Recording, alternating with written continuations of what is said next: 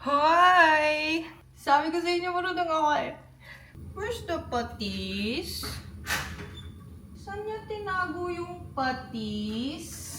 Feeling ko, hindi naka-label yung patis.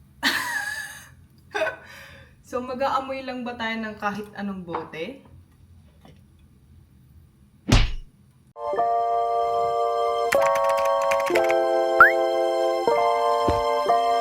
Hello, sir. I don't know how to make keran timsal. I don't know how to make keran cook also, sir. Mag-prepare daw ako dinner. Sabi niya, gawa daw ako soup. Medyo necessary kasi ang soup for Korean cuisine? Korean food?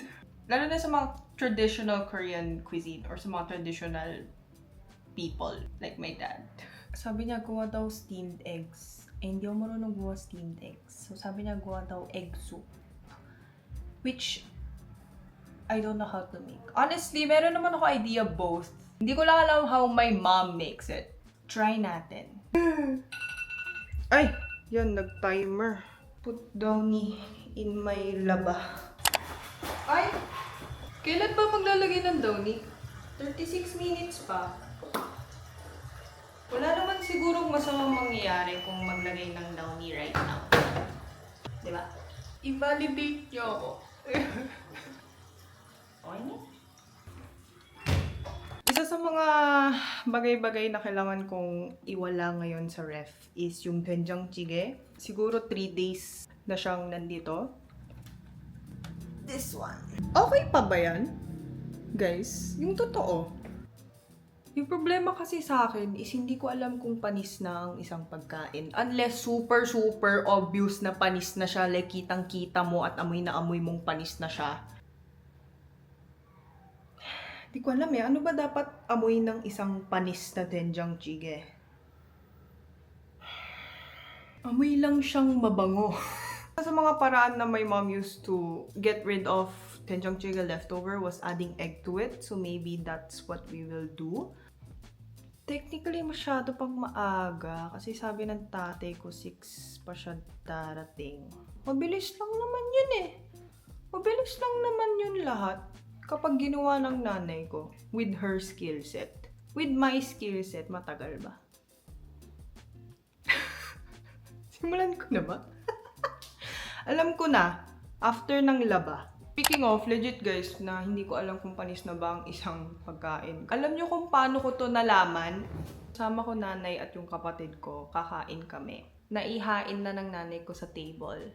Tapos ako nauna umupo. Tapos kumuha na ako ng kanin. Tapos sumubo na ako ng mga dalawa. Tapos dumating yung kapatid ko, tapos kumuha din siya ng kanin. Tapos, bago niya ilagay sa plato niya, sabi niya, panis na to eh.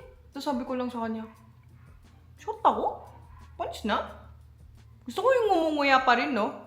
Grabe, walang sense of urgency. So yung nanay ko, inamoy niya rin, tapos sabi niya, oh nga no, panis na to. Palang ako tumigil, tapos sabi ko, grabe naman kayo guys, nakadalawang subo na ako. Guys naman.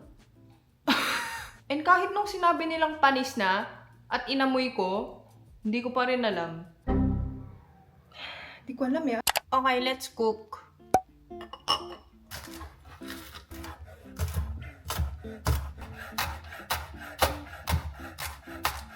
For the egg soup toppings and for the egg soup base. Tut.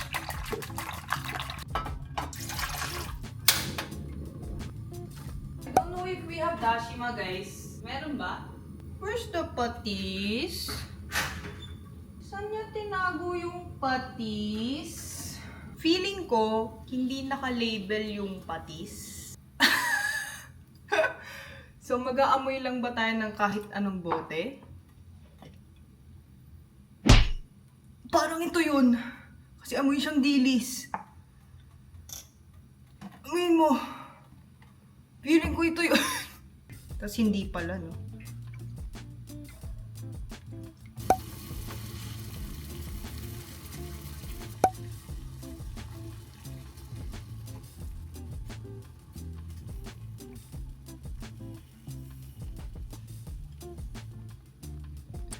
Hi!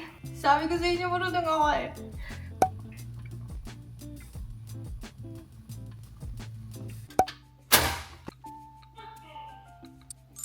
Next up, ingay no aso ah. Next up, let's handle this leftover 된장찌개.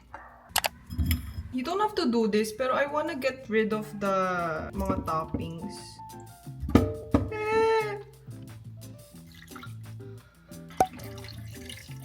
Pakuluin lang natin. Actually, di ko kasi alam paano to gawin. Wala siyang recipe online. Para lang siyang mom hacks. I'm winging it.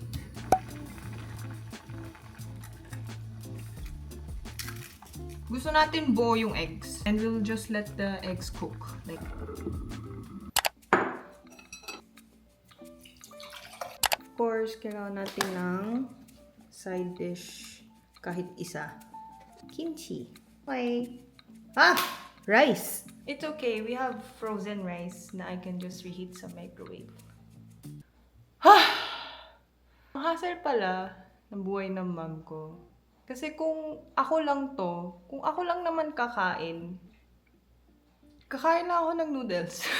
Girl dinner lang. Boiled egg, fried egg with bread. Tapos, ang hassle pala maghanda ng food para sa ibang tao. Yun pala yung stressful thing. Paano ba to nagagawa ng nanay ko everyday?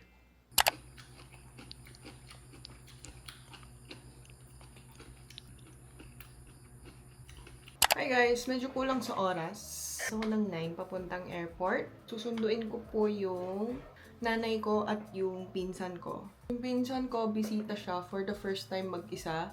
Hindi naman yung first time dito sa Philippines. Parang once ata or twice before. Pero never akong nakapag-spend time with her in reality nung pupunta siya dito. Kasi nakatira ako sa QC. Ewan ko, dumating ata sila exam period din eh. Like finals period. Then we're gonna go pick up my bloodlines. Huh!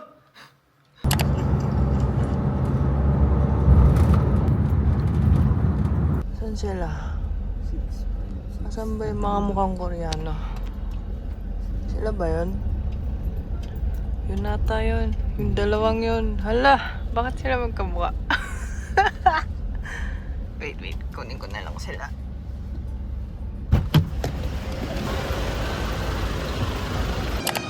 바로 하면 바로 넣어줘?